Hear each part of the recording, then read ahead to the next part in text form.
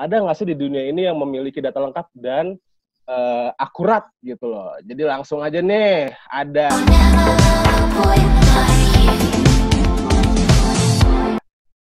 kebetulan ada senior dari kita yang berkompeten dan bekerja di bidang itu. Perkenalkan, Nyor Hermawan. Boleh sedikit perkenalan Nyor Hermawan, sekalian saya kenalan juga nih teman-teman. Ahoy, Ahoy.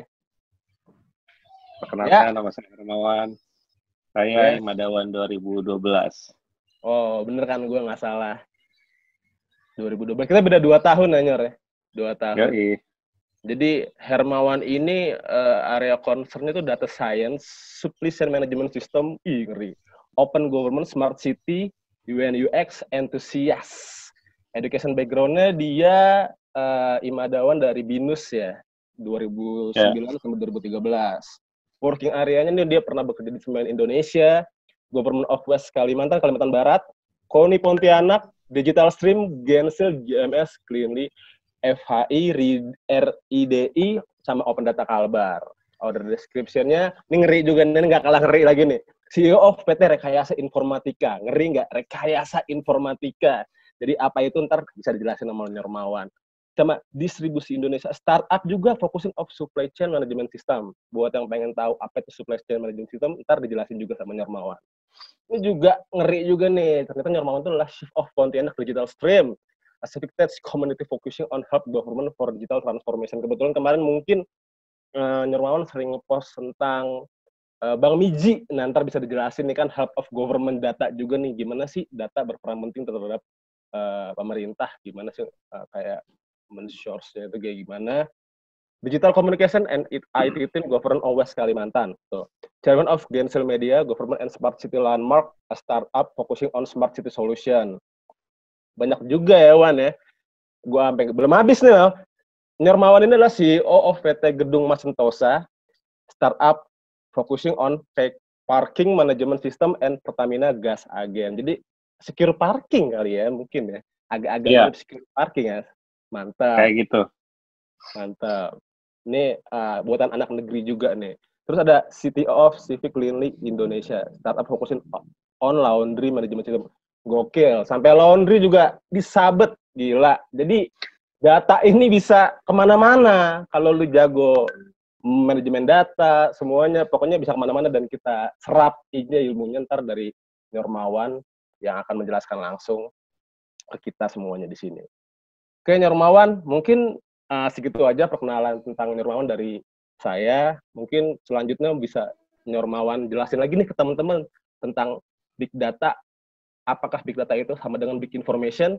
Bagaimana cara mengolah big data itu untuk menjadi... Oke, thank you Nyorteo.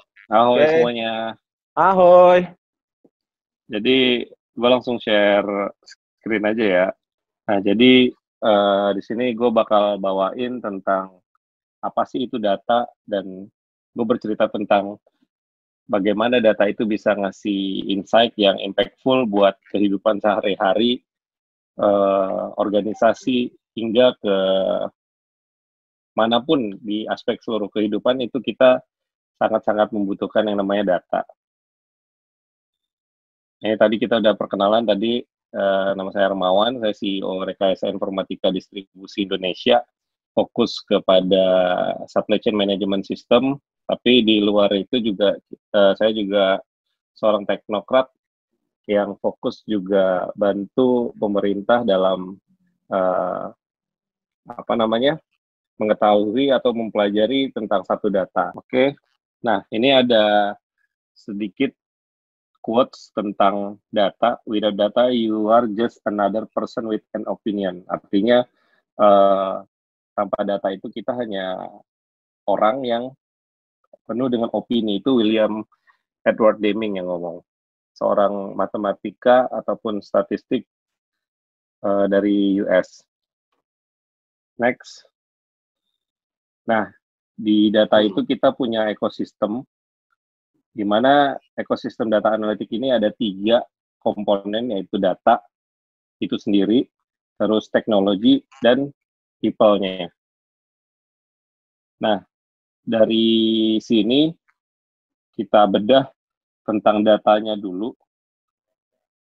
Nah, data itu selama ini yang kalian tahu mungkin hanya data table, terus data apa namanya, data baris, cuma data-data nomor telepon ataupun data-data transaksi jual beli. Ternyata data itu mempunyai level-level sesuai dengan kategori dan sifatnya. Jadi misalnya contoh, ada namanya data summary. Data summary itu seperti infografis, poster, ataupun laporan-laporan COVID tuh misalnya. DKI hari ini nambah 200, Kalbar hari ini cuma nambah 20, Surabaya nambah bisa sampai 230 per hari. Nah, itu namanya data summary. Biasanya size-nya itu kilobyte sampai megabyte. Lanjut lagi ada namanya data entity. Nah, data entity itu seperti data customer. Data customer, misalnya data anggota IMADA, terus data pasien COVID. Nah, itu termasuk data entity, yang dimana ada entitas di dalamnya, itu sifatnya biasanya size-nya itu dari mega sampai ke gigabyte. Nah, masuk lagi ke data transaksi. Nah, data transaction ini seperti data telepon, data SMS, data perbankan, terus data transferan kalian ke teman-teman kalian ataupun transaksi jual beli online, dan segala macam hal yang mempunyai ataupun merekam tanggal dan waktu, itu biasanya sifatnya data transaksi. Size-nya itu giga bisa sampai ke tera. Nah, ada lagi yang lebih besar dari transaksi, yaitu data else, seperti data sensor, data CCTV, terus kenapa di sini tidak ada video, karena video itu adalah olahan dari sebuah data image dan audio. Jadi, video itu adalah potongan-potongan dari image dan potongan-potongan dari audio yang digabungkan menjadi video. Makanya dari itulah di sini sampelnya adalah sensor, image, dan audio, size-nya itu bisa tera sampai penta. Nah, apa sih yang dimaksud big data gitu kan? Selama ini kan kita tahu bahwa big data adalah data yang besar. Ternyata bisa didefinisikan lagi. Ternyata big data itu adalah kumpulan dari data transaksi dan data else. Dua level inilah yang termasuk dalam big data. Oke, lanjut lagi. Nah, sifatnya lagi ada 3VS, yaitu volume. Jadi kalau big data itu mempunyai volume yang besar, velocity itu perputaran datanya itu sangat-sangat cepat, jadi flow datanya itu sangat-sangat cepat, dan variety. Jadi variasi data, tipe datanya itu sangat-sangat banyak. Nah, di sini kita punya quotes lagi, data is the past and past is the data, and can use it to better understand our present and future. Simpelnya itu seperti gini, kita bisa belajar dari orang tua kita yang pernah gagal misalnya, ataupun dari senior kita yang pernah gagal, terus kita jangan melakukan kesalahan dari senior ataupun orang tua kita yang telah melakukan kesalahan tersebut. Itu sudah termasuk pemanfaatan data. Nah, sejarah. Jadi dengan data itu kita bisa memprediksi dan memahami apa yang terjadi saat ini dan terjadi di masa akan datang. Seperti teman-teman tahu, ketika pandemi ini, masyarakat banyak berkaca lagi ke 100 tahun yang lalu, gimana sih pandemi flu Spanyol dan lain-lain, seperti itu. Mungkin saya stop dulu sampai sini, boleh kita diskusi lagi, jadi kita nggak hanya satu arah. Silakan Bung Teo.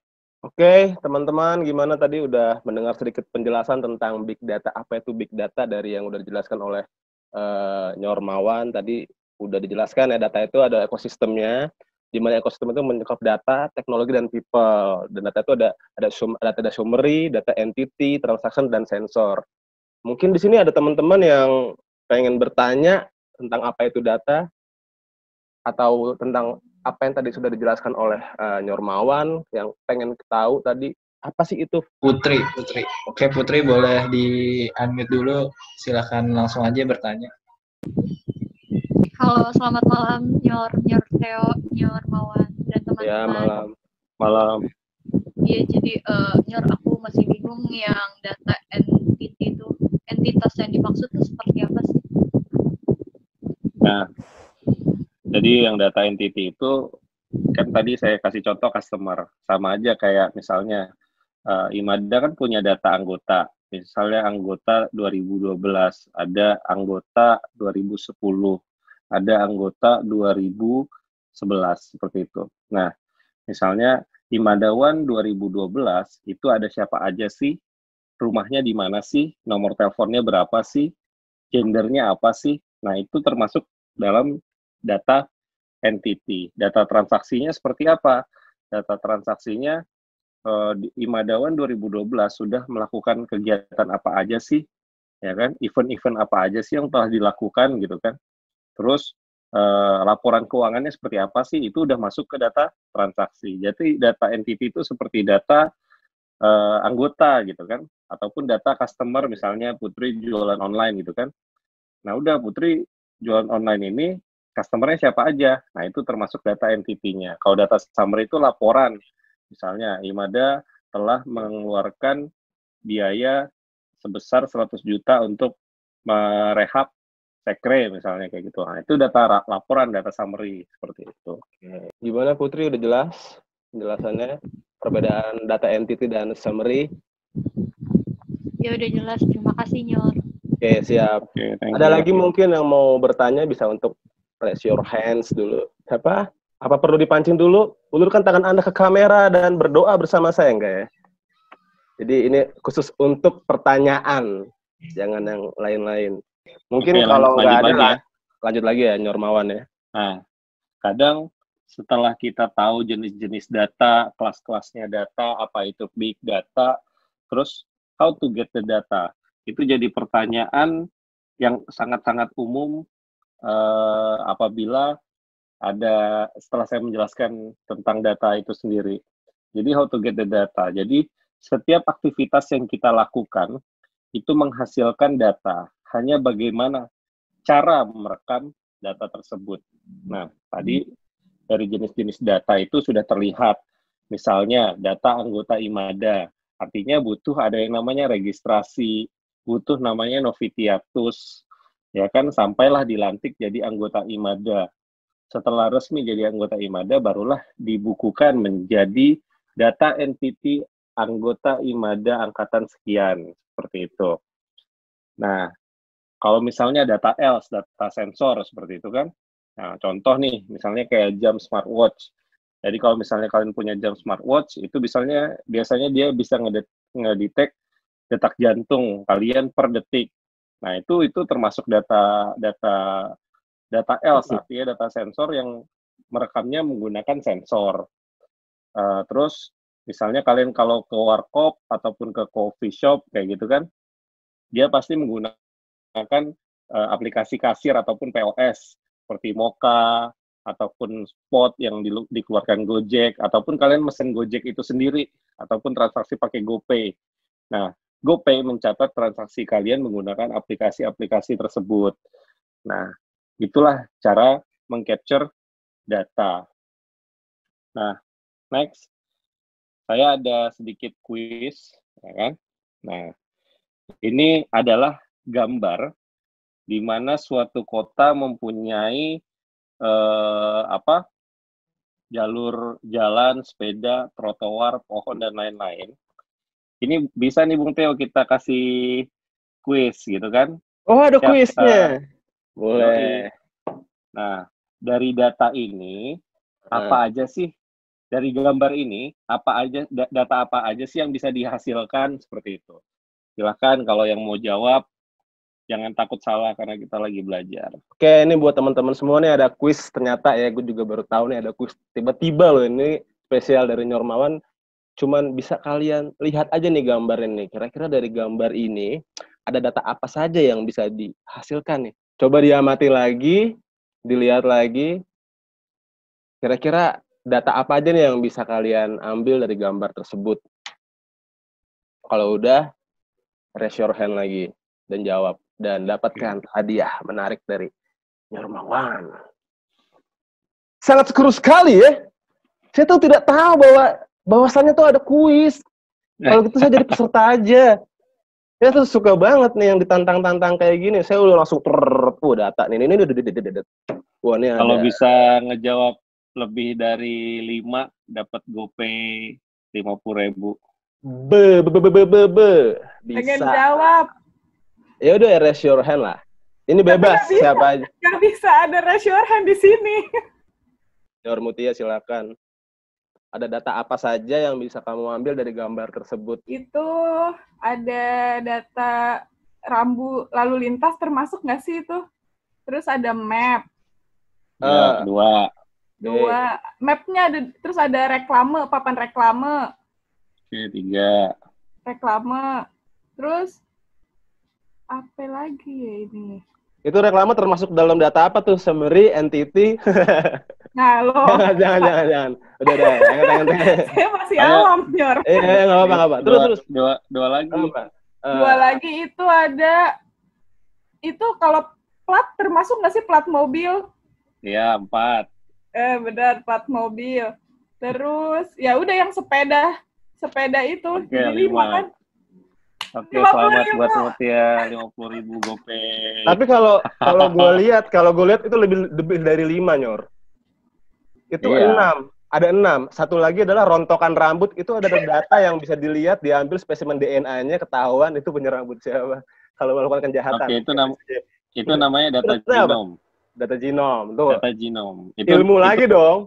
Itu ilmu lain lagi. Ilmu lain lagi. Tapi masuk dalam data kan? Data forensik atau apa? Data genom ya? Oke. Masuk. Siap. Data genom namanya. Nah, jadi lanjut lagi. Tadi kita udah quiz. Nah, terima kasih Mutia. Nanti aku minta nomor GoPay-nya. Selamat. Gila loh. Nih saron kedua udah bagi-bagi hadiah, men. Berikut lagi meningkat 100.000, 200.000, 300.000. Nah, jadi kayak gini nih, ada data sistem sepeda pintar, data jalan, misalnya dinas pekerjaan umumnya, data pajak kendaraan, dinas pendapatannya, data rute sepedanya, data sensus pohonnya, dinas lingkungan hidup. Jadi data itu bisa dari mana aja dan ada di mana-mana. Tinggal bagaimana kita meng-capture ataupun merekam data tersebut. Dan satu lagi, data itu zaman sekarang dengan adanya teknologi informasi itu sangat-sangat memudahkan untuk menyalurkan ataupun mendistribusikan informasi. Jadi kalau di supply chain management gua di RIDI itu, jadi dari alur produsen, prinsipal, misalnya prinsipal masuk ke gudang, itu dicatat mobilnya masuk dari mana berdasarkan SO apa gitu kan. Terus nanti ada permintaan dari customer, itu dicatat lagi. Terus dari surat order itu dibuat jadi surat jalan. Lalu lanjut lagi dari surat jalan dikasih ke gudang mengeluarkan barang, ya kan, dari keluar barang masuklah ke gudangnya customer ngasih kita kasih invoice dan invoice kasih pembayaran, akhirnya jadi bukti pembayaran dan akhirnya lunas, seperti itu. Nah, ini salah satu startup saya yang di Kota Pontianak. Jadi kita buat kayak kalau di Jakarta itu ada Clue. Nah, kalau di Pontianak itu namanya Gencil. Jadi laporan warga Maret 2017 sampai April 2017. Jadi selama 3 bulan itu kita ambil, dijadikan infografis. Nah, ini kita lombain, dan ini pemenang lomba infografis waktu itu namanya kalau nggak salah Alvin. Jadi 3 instansi paling banyak menerima laporan. Kategori laporan paling populer apa aja sih? Laporan warga yang sudah selesai, diterima, diproses, dan ditolak apa aja gitu kan. Nah, ini di footernya tuh ada tuh kelihatan laporan paling tinggi apa aja. Jadi ini berupa level datanya summary. Nah, lanjut lagi. Nah, di kantor gue buat namanya magang. Itu terinspirasi dari IMADA ketika melakukan senior zaman dulu itu kan menciptakan puskesmas ya. Jadi kayak ke KKN ke desa-desa kayak gitu kan. Nah, gue pengennya bagaimana KKN itu udah nggak relevan lagi bagi anak IT gitu. Tapi gue buat mereka jadi anak magang data namanya. Jadi di magang data ini gue tugasin anak-anak mahasiswa buat ngedata apa aja yang ada di Kota Pontianak. Nah, kalau ini ada yang data tong sampah, ada yang data toilet di seluruh Kota Pontianak, ada yang ngedata tempat laundry di seluruh Kota Pontianak. Kebetulan yang teman-teman lihat ini adalah data tempat laundry yang ada di seluruh Kota Pontianak. Nah, data table ini namanya data entity. Lalu dibuatlah menjadi dashboard untuk kebutuhan bisnis dan pemerintah. Dan juga ada aplikasi untuk kebutuhan masyarakatnya. Nah, jadinya kalau misalnya untuk kebutuhan bisnis, contoh saya sebagai pebisnis laundry gitu kan, saya mau buka cabang di mana lagi sih? Saingan saya siapa aja sih? Yang punya harga berapa sih gitu kan? Terus udah banyak belum sih saingan di sini gitu kan? Jadi kita bisa nentuin lokasinya di mana. Nah, dari pemerintah juga bisa mengukur limbah yang dihasilkan tempat laundry. Yang kedua, dia bisa menentukan pajak-pajaknya ataupun surat izin lingkungan dari masyarakat atau konsumennya. Bisa juga membuat untuk mengetahui tempat cuci mana sih yang paling dekat, tempat laundry mana sih yang paling dekat, yang harganya sesuai dengan kantong gua, yang bisa milih parfum, ataupun yang bisa nyuci karpet seperti itu. Nah, ini udah dari data magang anak-anak magang tadi, ini bisa kita olah menjadi sebuah aplikasi. Dan masing-masing stakeholder itu bisa kita buatkan front end-nya. Jadi untuk kebutuhan bisnis ada sendiri, untuk kebutuhan pemerintah ada sendiri, hingga masyarakat dan konsumen pun ada. Seperti itu. Jadi anak-anak magang itu kita kasih sertifikat magang langsung dari wali kota. Jadi namanya magang data. Nah, dia ngumpulin apa? Ngumpulin data laundry yang ada di Kota Pontianak. Nah, dari saya itu aja contohnya. Terus bisa jadi apa aja sih data-data yang ada di yang kita punya gitu kan?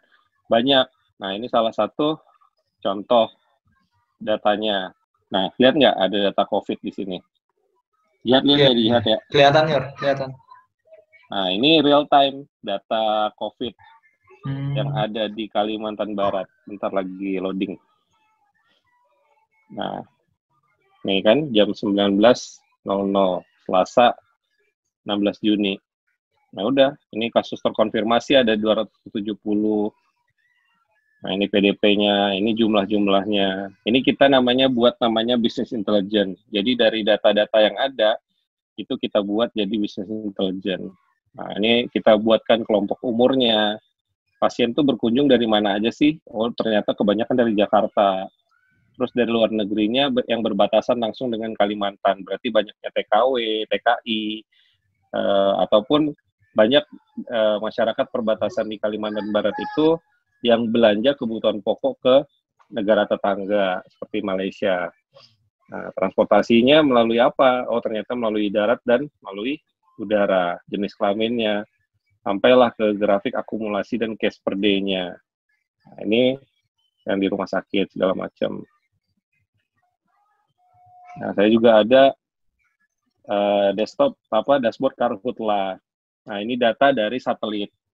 Jadi dari data satelit langsung kita bisa buat, oh daerah-daerah mana sih penyumbang kebakaran hutan. Jadi gubernur langsung bisa tegur tuh, misalnya daerah Ketapang ini penyumbang paling banyak nih Karhutla gitu kan.